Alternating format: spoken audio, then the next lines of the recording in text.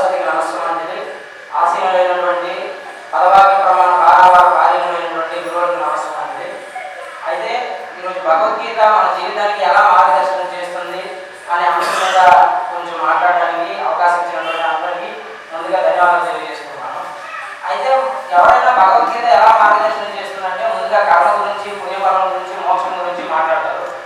అవి కాకుండా నేను బాల్యంలో కావచ్చు, యవ్వనంలో కావచ్చు, వృద్ధాప్యంలో కావచ్చు, ఎవరికైనా అందరికీ కావాల్సిన భగవద్గీత గురించి మనం తెలుసుకోవాల్సిన కొన్ని విషయాల గురించి మాట్లాడుతున్నాం.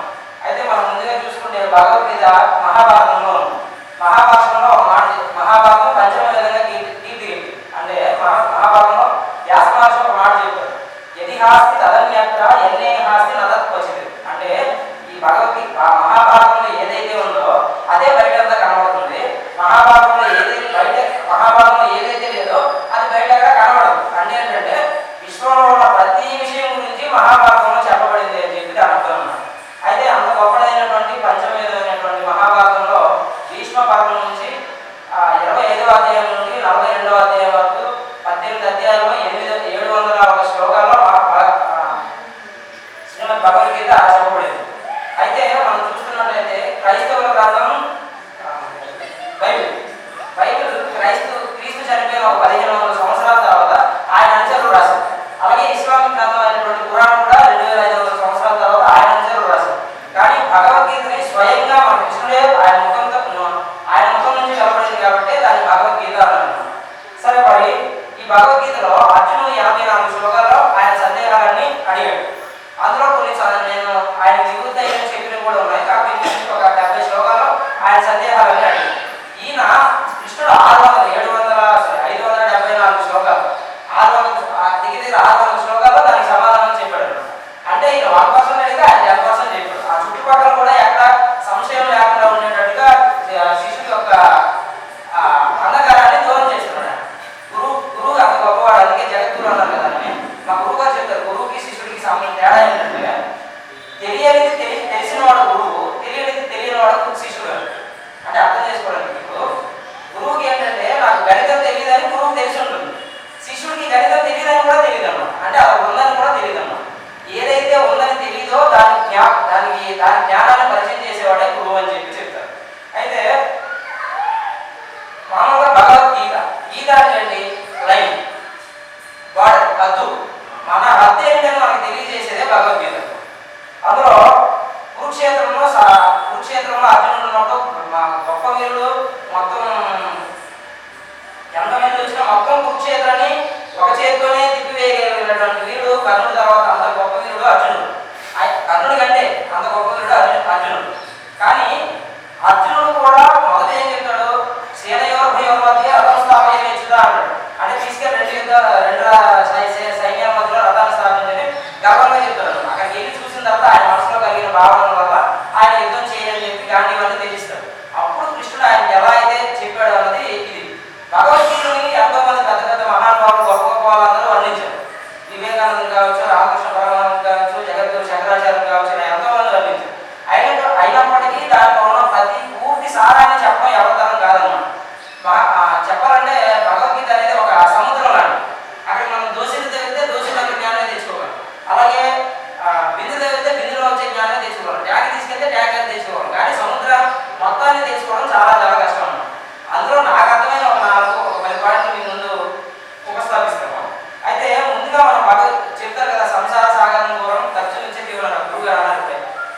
అందరికి ఘోరమైన దాన్ని ఎలా సాధించాలి, మనం ఎలా దాటాలనడానికి కొన్ని ఉదాహరణలు తీసుకుంటే, ముందుగా భగవద్గీత నుంచి నేర్చుకోవాల్సింది శ్రవణం, వినడం. మనకి వేదాలు చెప్తున్నాయి, శ్రుత్వా ధర్మం విజానాతి, శ్రుత్వా త్యజతి దుర్మతి, శ్రుత్వా జ్ఞానం అవాప్నోతి, శ్రుత్వా మోక్షం అవాప్నుయాత్. అంటే ధర్మాన్ని వినడం ద్వారానే తెలుస్తుంది. అలాగే దాన్ని వింటూనే అధర్మ మార్గం నుంచి బయటికి రావాలి. ఆ తర్వాత ఇలా వినడం ద్వారానే మోక్షాన్ని కూడా ప్రాప్తిస్తుంది భాగవతం ఇలాంటి వినడం వల్ల. ఈ విధంగా శ్రవణం గురించి అంత గొప్పగా చెప్పారు. అయితే భగవద్గీతలో శ్రవణం గురించి ఎక్కడ ఉందంటే, మొదటి అధ్యాయం మొత్తం అర్జునుడే మాట్లాడుతూ వచ్చాడు. ఆయన సందేహాలన్నీ చెప్తూనే ఉన్నాడు. ఇలా ఉంది, అలా జరిగింది, అది ఇది, పితృపిండాల గురించి, ఆ తర్వాత కుల గురించి, కుల సంగతి గురించి మొత్తం అన్నీ మాట్లాడాడు. అంతా మాట్లాడినప్పటికీ కృష్ణుడు ఏం చేశాడు, శాంతంగా మొత్తం విన్నాడు పూర్తిగా. ఆయన బాధ ఏంటి, మొత్తం పూర్తిగా విన్న తర్వాత మాట్లాడాడు. ముందు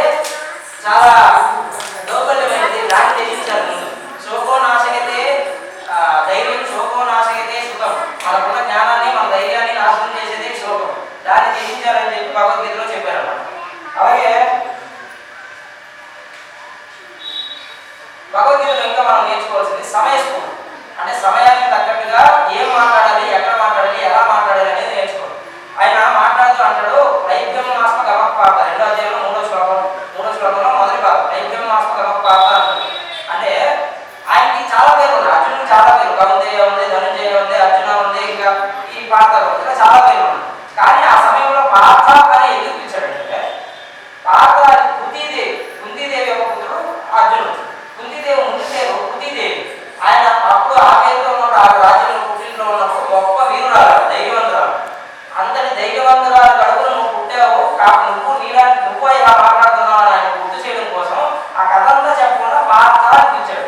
అలా పిలవడం వల్ల డైరెక్ట్ గా ఆయన మొత్తం అదంతా గుర్తు రావాలని చెప్పి ఆయన ఇదన్నమాట. దాన్ని సమయస్ఫూర్తి మనం మాట్లాడే దీని అది కూడా మనం అక్కడ నేర్చుకోవాలి. ఆ తర్వాత చెప్పాడు భగవద్గీతలో రాగము ద్వేషము అంటే అనురాగము ద్వేషం ఈ రెండింటిని ఎలా త్యజించాలి, ఏం చేయాలంటే ఇప్పుడు పదార్థం అనేది ఒకటే ఉంది పరమాత్మ.